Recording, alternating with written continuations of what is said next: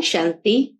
आज 4 मई 2022 के बाबा के अनमोल मधुर महावाक्य सुनेंगे। मीठे बच्चे, श्रीमत पर पवित्र बनो तो धर्मराज की सजाओं से छूट जाएंगे। हीरे जैसा बनना है तो ज्ञान अमृत पियो, विष को छोड़ो। प्रश्न है आज की मुरली से, सतयुगी पद का सारा मदार किस बात पर है? उत्तर है पवित्रता पर। सतयुगी पद का सारा मदार पवित्रता के आधार पर है। तुम्हें याद में रह पवित्र जरूर बनना है। पवित्र बनने से ही सदगति होगी। जो पवित्र नहीं बनते वे सजा खाकर अपने धर्म में चले जाएंगे। तुम भल घर में रहो परंतु किसी देहधारी को याद नहीं करो। ये है पवित्रता की गहराई। पवित्र रहो तो उच्च पद मिल जाएगा। आज की मुरली से पहले गीत बजा है, तुम्हें पाके हमने जहान को पा लिया, जमीन तो क्या आसमान को पा लिया। ओम शांति। शिव भगवान वाच, और कोई को भी भगवान नहीं कहा जाता।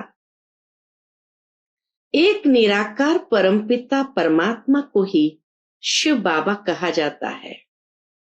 वह है सभी आत्माओं का बाप।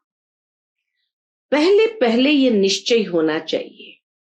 किस बात का निश्चय? हम शिव बाबा के बच्चे जरूर है। दुख के समय कहते हैं परमात्मा सहायता करो, रहम करो।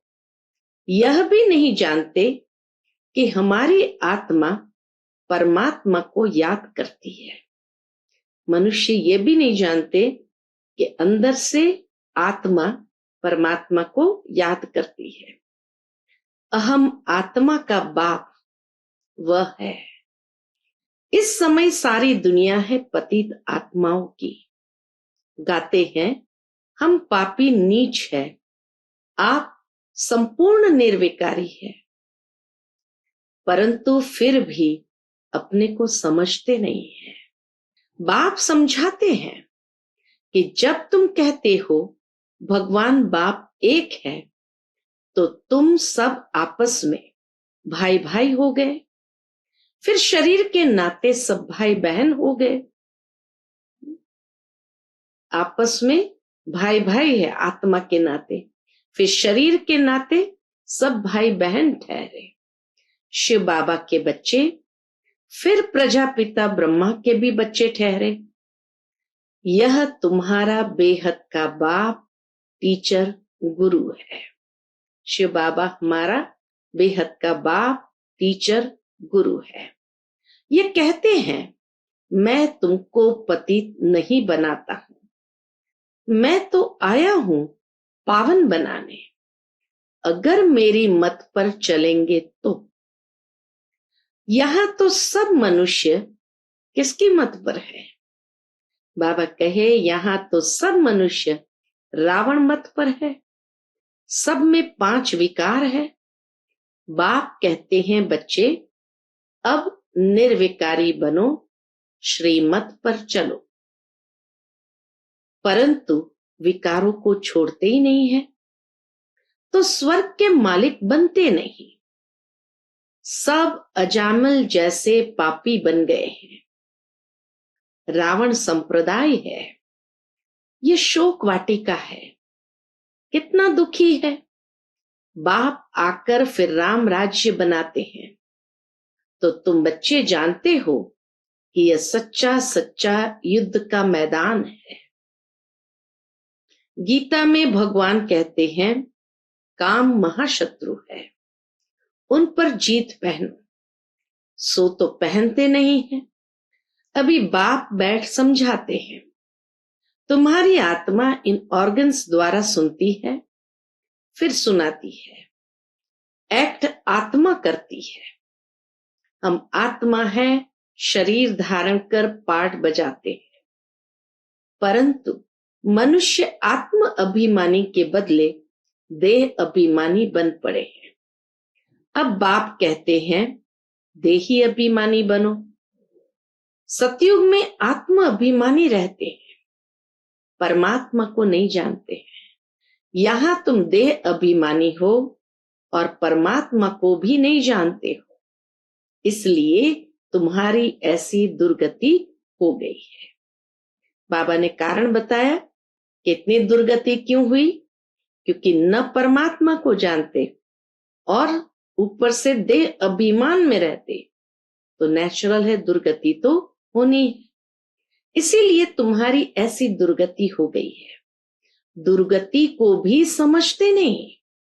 जिनके पास धन बहुत है वह तो समझते हम स्वर्ग में बैठे हैं। बाप कहते हैं ये सब गरीब बन जाते हैं क्योंकि विनाश होना है। विनाश होना तो अच्छा है ना, हम फिर मुक्ति धाम में चले जाएंगे, इसमें तो खुश होना चाहिए। तुम मरने के लिए तैयारी कर रहे हो, मनुष्य तो मरने से डरते हैं। बाप तुमको वैकुंठ ले चलने के लिए लायक बना रहे हैं। पतित तो पतित दुनिया में ही जन्म लेते रहते हैं, स्वर्गवासी कोई भी नहीं होते। मूल बात बाप कहते हैं पवित्र बनो। पवित्र बनने बिगर पवित्र दुनिया में चल नहीं सकेंगे। पवित्रता पर ही अबलाओं पर मार पड़ती है। विष को अमृत समझते हैं। बाप कहते हैं ज्ञान अमृत से तुमको हीरा जैसा बनाता हूं। ज्ञान अमृत से ही तुमको हीरे जैसा बनाता हूं। फिर तुम विष खाकर कौड़ी जैसे क्यों बनते हो? आधा कल्प तुमने विष खाया, अब मेरी आज्ञा मानो। कितना प्यार से बाबा कहते आधा कल्प तुमने विष खाया, अब मेरी आज्ञा मानो, नहीं तो धर्मराज के डंडे खाने पड़ेंगे। लौकिक बाप भी कहते हैं बच्चे ऐसा काम नहीं करो जो कुल का नाम बदनाम हो। बेहद का बाप कहते हैं श्रीमत पर चलो, पवित्र बनो। अगर काम चिता पर बैठे तो तुम्हारा मुंह काला तो है और ही काला हो जाएगा। अभी तुमको ज्ञान चिता पर बिठाए गोरा बनाते हैं। काम चिता पर बैठने से स्वर्ग का मुंह भी नहीं देख सकेंगे। इसलिए बाप कहते हैं अब श्रीमत पर चलो। ना कितना बाबा ने श्रीमत का महत्व बताया। बाप तो बच्चों से ही बात करेंगे ना, बच्चे ही जानते हैं। बाप हमको स्वर्ग का वर्षा देने आए हैं। कलयुग अब पूरा होना है। जो बाप की श्रीमत पर चलेंगे उनकी ही सदगति होगी। पवित्र नहीं बनेंगे तो सजा खाकर अपने धर्म में चले जाएंगे। भारतवासी ही स्वर्गवासी थे, अब पतित बन पड़े हैं, स्वर्ग का पता ही नहीं है। तो बाप कहते हैं तो मेरी श्रीमत पर न चल, औरों की मत पर चल, विकार में गए तो मरे। फिर भल पिछाड़ी में स्वर्ग में आएंगे, परंतु पद बहुत हल्का पाएंगे। अभी जो शाहूकार है वह गरीब बन जाते हैं, जो यहां गरीब है वह शाहूकार बनेंगे। बाप गरीब निवाज है, सारा मदार किस पर है? बाबा के सारा मदार पवित्रता पर है। बाप के साथ योग लगाने से तुम पावन बनेंगे। बाप बच्चों को समझाते हैं मैं तुमको राजयोग सिखाता हूं, मैं घर बार नहीं छुड़ाता हूं। भल घर में रहो परंतु विकार में मत जाओ और कोई भी देहधारी को याद नहीं करो। इस समय सब पतित है। सतयुग में पावन देवता थे, इस समय वह भी पतित बन पड़े हैं। पुनर्जन्म लेते लेते अब अंतिम जन्म हो गया है। तुम सब कौन हो? बाबा कहे तुम सब पार्वतियां हो। तुमको अब अमरनाथ बाप अमर कथा सुना रहे हैं, अमरपुरी का मालिक बनाने। तो अब अमरनाथ बाप को याद करो। याद से ही तुम्हारे विकर्म विनाश होंगे। बाकी शिव शंकर व पार्वती कोई पहाड़ों पर नहीं बैठे हैं। यह सब भक्ति मार्ग के धक्के हैं। आधा कल्प बहुत धक्के खाए हैं। अब बाबा कहते हैं, क्या कहते हैं? मैं तुमको स्वर्ग में ले जाऊंगा। आधा कल्प बहुत धक्के खाए, अब बाबा कहते हैं मैं तुमको स्वर्ग में ले जाऊंगा। सतयुग में सुख ही सुख है। न धक्के खाते, न गिरते। मुख्य बात है ही पवित्र रहने की। यहां जब बहुत अत्याचार करते हैं तो पाप का घड़ा भर जाता है और विनाश होता है। अब एक जन्म पवित्र बनो तो पवित्र दुनिया के मालिक बन जाएंगे। अब जो श्रीमत पर चले, अगर कल्प पहले श्रीमत पर नहीं चले हैं तो अभी भी नहीं चलेंगे, न पद पाएंगे। एक बाप के तुम बच्चे हो। तुम तो आपस में भाई बहन हो गए, परंतु बाप का बनकर अगर गिरे तो और भी रसाताल में चले जाएंगे और ही पापात्मा बन जाएंगे। यह है ईश्वरीय गवर्नमेंट। अगर मेरी मत पर पवित्र नहीं बने तो धर्मराज द्वारा बहुत कड़ी सजा खानी पड़ेगी। जन्म जन्मांतर के जो पाप किए हैं उन सब की सजा खाकर हिसाब किताब चुकतू करना होगा। या तो योग बल से विकर्मों को भस्म करना होगा, या तो बहुत कड़ी सजा खानी पड़ेगी। कितने ढेर ब्रह्मा कुमार और कुमारियां हैं, सब पवित्र रहते हैं, भारत को स्वर्ग बनाते हैं। तुम हो शिव शक्ति पांडव सेना। गोप गोपियां इसमें दोनों आ जाते हैं। गोप गोपियों में दोनों आ जाते हैं। भगवान तुमको पढ़ाते हैं। लक्ष्मी नारायण को भगवती भगवान कहते हैं। उन्हों को जरूर भगवान ने वर्षा दिया होगा। भगवान ही आकर तुमको देवता बनाते हैं। सतयुग में यथा राजा रानी तथा प्रजा रहते हैं। सब श्रेष्ठाचारी थे। अब रावण राज्य है। अगर राम राज्य में चलना है तो क्या करो? तो पवित्र बनो और राम की मत पर चलो। मुख्य आज की मुरली का थीम यही है, पवित्र बनो और राम की मत पर चलो। रावण की मत से तो तुम्हारी दुर्गति होती है। गाया हुआ भी है, किनकी दबी रहेगी धूल में, किनकी राजा खाए। सोना आदि जमीन में दीवारों में छिपाते हैं। अचानक मरेंगे तो सब कुछ वहां ही रह जाएगा। विनाश तो होना ही है। अर्थक्वेक आदि जब होती है तो चोर लोग भी बहुत निकल पड़ते हैं। अब धनी बाप आया है तुमको अपना बनाकर विश्व का मालिक बनाने। आजकल वानप्रस्थ अवस्था में भी विकार बिगर रह नहीं सकते, बिल्कुल ही तमो प्रधान हो गए हैं। बाप को पहचानते ही नहीं है। बाप कहते हैं मैं पवित्र बनाने आया हूं। अगर विकार में जाएंगे तो बड़ी कड़ी सजा खानी पड़ेगी। मैं पवित्र बनाए पवित्र दुनिया स्थापन करने आया हूं। तुम फिर पतित बन विघ्न डालते हो। स्वर्ग की रचना करने में बाधा डालते हो तो बहुत कड़ी सजा खानी पड़ेगी। मैं आया हूं तुमको स्वर्गवासी बनाने के लिए।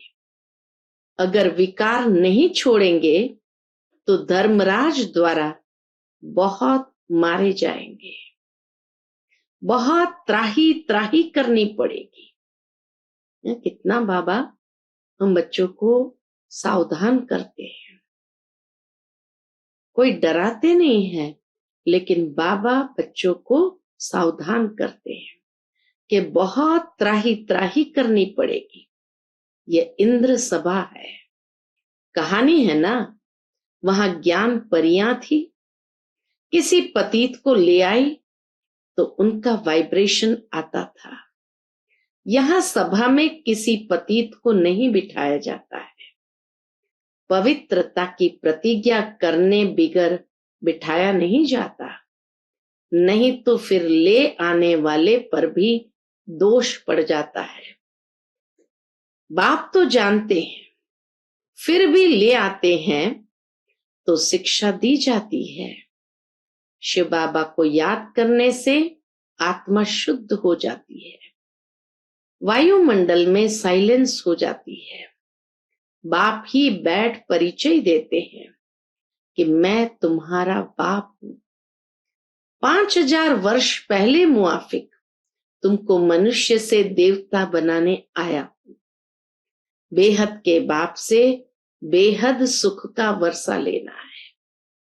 अच्छा, मीठे मीठे सिकिलदे बच्चों प्रति माता पिता बाप दादा का याद प्यार और गुड मॉर्निंग। रूहानी बाप की रूहानी बच्चों को नमस्ते। हम सब रूहानी बच्चों की रूहानी माता पिता बाप दादा को याद प्यार, गुड मॉर्निंग और नमस्ते। नमस्ते, शुक्रिया बाबा, शुक्रिया। आज की मुरली से धारणा के लिए मुख्य सार है। पहली पॉइंट, योग बल द्वारा विकर्मों के सब हिसाब किताब चुकतू कर आत्मा को शुद्ध और वायुमंडल को शांत बनाना है। दूसरी पॉइंट, बाप की श्रीमत पर संपूर्ण पावन बनने की प्रतिज्ञा करनी है। विकारों के वश होकर स्वर्ग की रचना में विघ्न रूप नहीं बनना है। आज का बाप दादा का मधुर वरदान हम बच्चों के प्रति है। मन बुद्धि की स्वच्छता द्वारा यथार्थ निर्णय करने वाले सफलता संपन्न भव।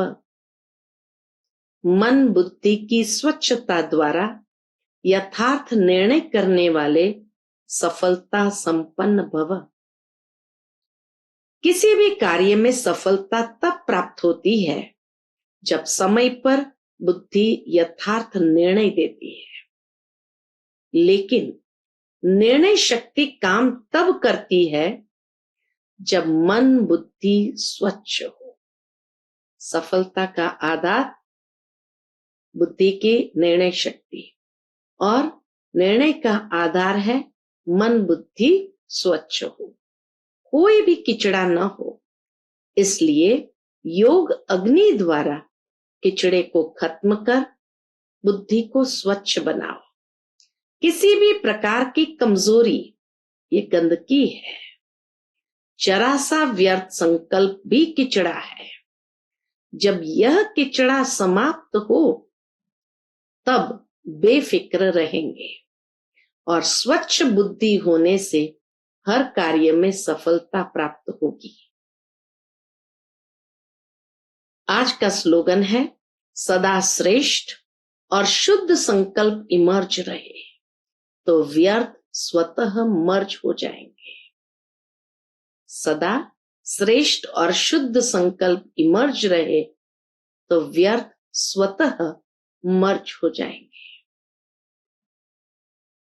अब मातेश्वरी जी के मधुर महावाक्य सुनेंगे। इस कलयुगी संसार को असार संसार क्यों कहते हैं? मम्मा ने पूछा, इस कलयुगी संसार को असार संसार क्यों कहते हैं? क्योंकि इस दुनिया में कोई सार नहीं है, माना कोई भी वस्तु में वह ताकत अथवा सुख शांति पवित्रता नहीं है। असार संसार जिसमें कोई सार नहीं, अर्थात कोई भी वस्तु में कोई ताकत नहीं है। इस सृष्टि पर कोई समय सुख शांति पवित्रता थी, अभी वह नहीं है, क्योंकि अभी हर एक में 5 भूतों की प्रवेशता है। इसीलिए ही इस सृष्टि को भय का सागर अथवा कर्म बंधन का सागर कहते हैं। इसमें हर एक दुखी हो परमात्मा को पुकार रहे हैं। परमात्मा हमको भव सागर से पार करो, यही पुकारते हैं, हे प्रभु या हे परमात्मा, हमको भव सागर से पार करो। इससे सिद्ध है कि जरूर कोई अभय अर्थात निर्भयता का भी संसार है जिसमें चलना चाहते हैं। इसीलिए इस संसार को पाप का सागर कहते हैं, जिससे पार कर पुण्य आत्मा वाली दुनिया में चलना चाहते हैं। तो दुनियाएं 2 है, एक सतयुगी सार वाली दुनिया, दूसरी है कलयुगी असार की दुनिया। दोनों दुनियाएं इसी सृष्टि पर होती है। मनुष्य कहते हैं, हे प्रभु हमें इस भव सागर से उस पार ले चलो। उस पार का मतलब क्या है? लोग समझते हैं उस पार का मतलब है जन्म मरण के चक्र में न आना, अर्थात मुक्त हो जाना। अब यह तो हुआ मनुष्य का कहना, परंतु परमात्मा कहते हैं, बच्चों सचमुच जहां सुख शांति है, दुख शांति से दूर है, उस दुनिया में मैं तुमको ले चलता। इस पार से उस पार माना ऐसी दुनिया में ले चलता हूं जहां सुख शांति है। जब तुम सुख चाहते हो तो जरूर वो इस जीवन में होना चाहिए। अब वो तो सतयुगी वैकुंठ के देवताओं की दुनिया थी, जहां सर्वदा सुखी जीवन थी।